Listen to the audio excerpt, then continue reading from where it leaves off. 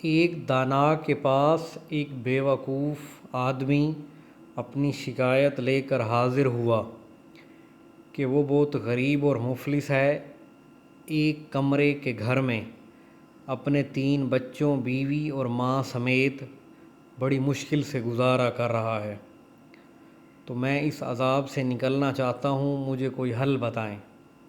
اس دانا نے کہا کہ ایک گدھا خریدو اور اس کو اپنے ساتھ رکھو۔ اس نے ویسا ہی کیا اور 1 ہفتے بعد دوبارہ آیا تو کہا کہ میری اذیت اور بڑھ گئی ہے۔ تو دانا نے کہا اب جاؤ ایک مرغی خریدو اور اس کو اپنے ساتھ رکھو۔ اس نے ایسا ہی کیا اور پھر اگلے ہفتے دوبارہ واپس آیا اور بتایا کہ اب تو جینا ہی محال ہو چکا ہے کہ ایک کمرے میں اب رہنا بالکل بھی آسان نہیں۔ تو اس دانا نے کہا کہ اب جاؤ اور وہ گدھا اور وہ مرغی بیچ دو اور اس کے بعد مجھے واپس آ کر ملو۔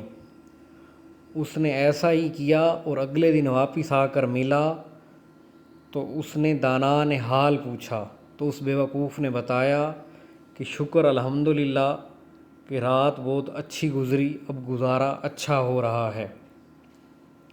اس دانا نے کہا کہ جب تمہارے پاس گھر ہی نہیں تھا تو تم نے شادی کیوں کی اور پھر اس کے بعد بچے کیوں پیدا کیے جب کہ تم خود ہی اذیت میں تھے؟